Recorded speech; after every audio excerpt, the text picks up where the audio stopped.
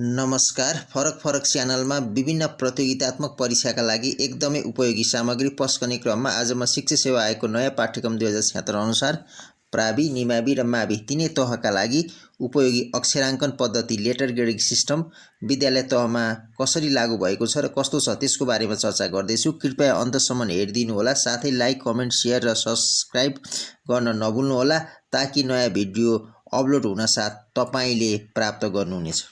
अक्षराङ्कन पद्धति letter grading system. पहिलो number, यस पद्धतिको सर्वप्रथम प्रयोगकर्ता को हुन् भन्दाखेरि मार्क डब्लु ड्रम चाहिँ यसको सर्वप्रथम प्रयोगकर्ता हुन् र नेपालमा यस पद्धतिको प्रयोग गर्ने सैद्धान्तिक निर्णय चाहिँ 2071 साल असार 30 गते भएको थियो भने एसएलसीमा लागू गर्ने निर्णय चाहिँ कहिले भएको थियो भन्दाखेरि 2071 साल मङ्सिर 24 गते। यहाँ हामीले के कुरा बुझ्नुपर्छ भन्दाखेरि यसको कार्यविधिमा विभिन्न अध्ययन प्रतिवेदनहरूको राय, सुझाव तथा प्रचलित अन्तर्राष्ट्रिय अभ्यास समेतलाई आत्मसात गर्दै राष्ट्रिय पाठ्यक्रम विकास तथा मूल्याङ्कन परिषदको मिति 2071 3/30 गतेको बैठकबाट सैद्धान्तिक निर्णय गरी सो परिषदको मिति 2071 8/24 को बैठकको निर्णयबाट लेटर ग्रेडिङ सिस्टम अर्थात् अक्षराङ्कन पद्धति एसएलसीमा लागू गर्ने निर्णय भएको हो भनेर यी दुई मिति चाहिँ हामीले सम्झाउनुपर्छ। सैद्धान्तिक निर्णय चाहिँ 71 साल असार 30 गते र एसएलसीमा लागू गर्ने निर्णय चाहिँ 2071 मङ्सिर 24 गते भनेर हामीले सम्झिनुपर्ने हुन्छ। र प्राविधिक धार माध्यमिक तहको एसएलसीको चाहिँ प्राविधिक धारतर्फ चाहिँ यो कहिले सुरु भयो भन्दाखेरि 2071 साल 2071 सालदेखि प्राविधिक धारतर्फको एसएलसीमा चाहिँ यो पद्धतिको सुरुवात भयो। यसमा प्राविधिक धारका 79 वटा विद्यालयहरूमा यो लागू भयो र त्यो बेला चाहिँ 6 वटा ग्रेडको चाहिँ निर्धारण गरिएको थियो। 4 नम्बरमा भने साधारण धार समेत भनेको प्राविधिक धार प्लस साधारण धार समेत एसएलसीमा चाहिँ यो कहिले लागू भयो भन्दाखेरि शैक्षिक सत्र 2072 देखि। यसमा चाहिँ अघिल्लो 71 सालमा रहेको 6 ग्रेडलाई संशोधन गरेर 9 ग्रेड कायम गरिएको थियो भने 2073 सालदेखि मात्रै एसएलसीलाई चाहिँ एसईई भन्न थालिएको हो। 2072 सालसम्म एसएलसी थियो र 2073 सालदेखि चाहिँ एसएलसीलाई चाहिँ एसईईमा चाहिँ रूपान्तरण गरिएको हो। नम्बर 5 मा यो पद्धति कक्षा 8 देखि 12 सम्म कहिले लागू भयो भन्दाखेरि शैक्षिक सत्र 2074 देखि। यसमा हामीले के कुरा बुझ्नु पर्यो भन्दाखेरि तर कक्षा 11 मा लागू मिति कहिले भन्दाखेरि शैक्षिक सत्र 2073। शैक्षिक सत्र 2073 मा कक्षा 11 मा अनि बाँकी कक्षाहरू भनेको कक्षा 8 देखि 12 सम्मका जुन माथि उल्लेख गरेदेखि बाहेकका बाँकी कक्षाहरूमा भने 2074 सालदेखि चाहिँ अक्षराङ्कन पद्धतिद्वारा मूल्याङ्कन गर्ने निर्णय चाहिँ भएको थियो। 7 नम्बरमा कक्षा 8 र 11 मा कहिले लागू गर्ने निर्णय गरियो भन्दाखेरि यो राष्ट्रिय पाठ्यक्रम विकास तथा मूल्याङ्कन परिषदले 2073 साल 12 महिना 27 र 29 गते जुन बसेको बैठक थियो त्यो बैठकले चाहिँ 73 सालबाट कक्षा 11 मा र 74 सालबाट कक्षा 8 मा लागू गर्ने निर्णय गरेको थियो। अब यसमा हामीले ग्रेड पोइन्ट अथवा स्तरीकृत अङ्क भन्ने बारेमा पनि बुझ्नुपर्ने हुन्छ। यहाँ स्तरीकृत अङ्क भन्नाले के बुझिन्छ भन्दाखेरि यो प्राय सोधिरहन्छ अक्षरमा गरिएको विद्यार्थीको मूल्याङ्कनको स्तरीकरणलाई अङ्कमा प्रस्तुत गरिएको अनुसाङ्ख्यिक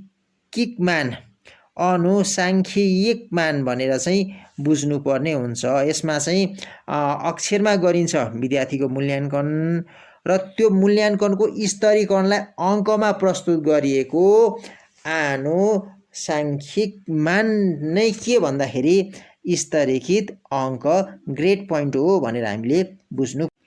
वर्तमान एकीकृत पाठ्यक्रम कक्षा 1, 2, 3मा समेत अक्षराङ्कन पद्धतिद्वारा मूल्याङ्कन गर्नुपर्ने कुरा उल्लेख गरिएको छ।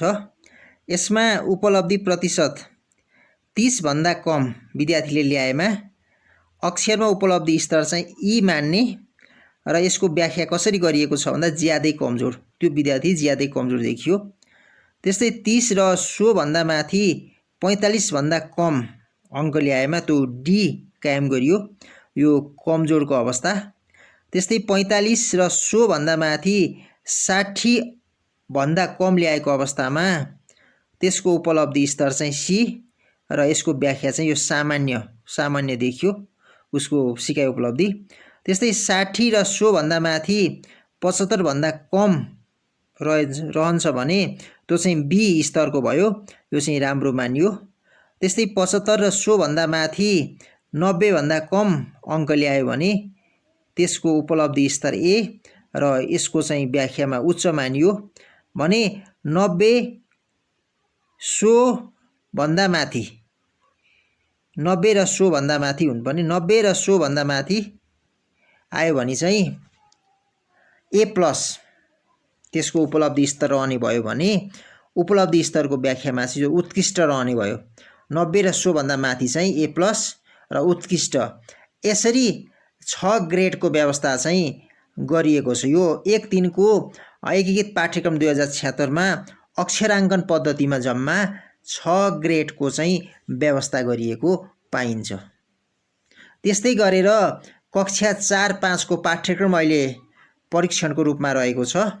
कक्षा 4मा यो पाठ्यक्रम परीक्षण भइराखेको छ यसै शैक्षिक सत्र 2078 सालदेखि। यसमा पनि मूल्याङ्कन गर्ने पद्धति अक्षराङ्कन हुने कुरा चाहिँ उल्लेख गरिएको छ र यो परीक्षण भइरहेको पाठ्यक्रम अनुसार कक्षा 4-5 को अक्षराङ्कन पद्धति चाहिँ यस्तो रहेको छ। यसमा उपलब्धि प्रतिशत अक्षरमा उपलब्धि स्तर र उपलब्धि स्तरको व्याख्या यस्तो छ। 20 भन्दा कम आयो भने त्यसको उपलब्धि स्तर ई हुने भयो।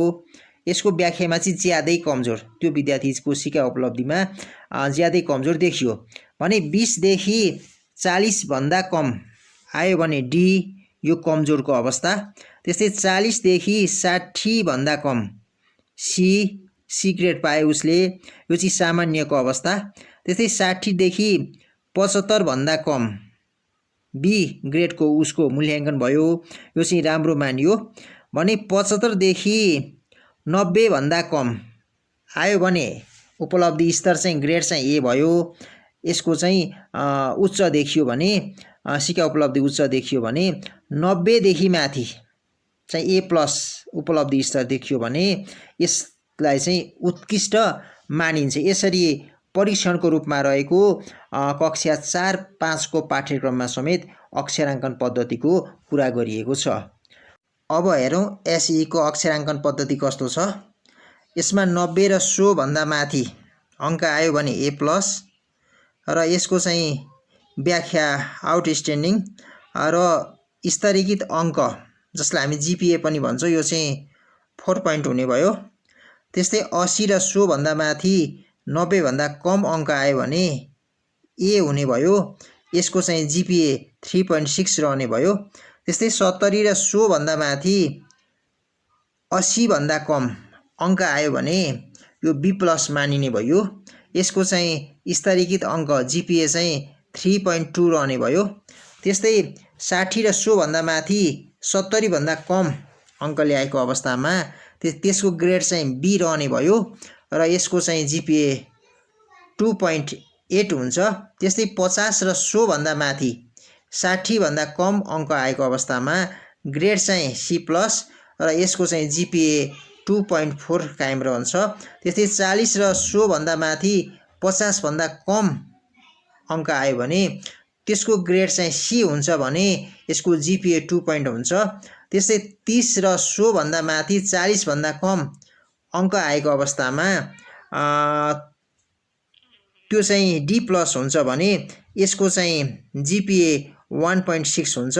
त्यस्तै 20 र सो भन्दा माथि 30 भन्दा कम अङ्क आएको अवस्थामा डी हुन्छ र यसको चाहिँ स्तरीकृत अङ्क अर्थात् जिपिए चाहिँ 1.2 हुन्छ भने 20 भन्दा कम अङ्क आयो भने त्यो चाहिँ ई ग्रेड मानिन्छ र यसको चाहिँ जिपिए 0.8 रहन्छ।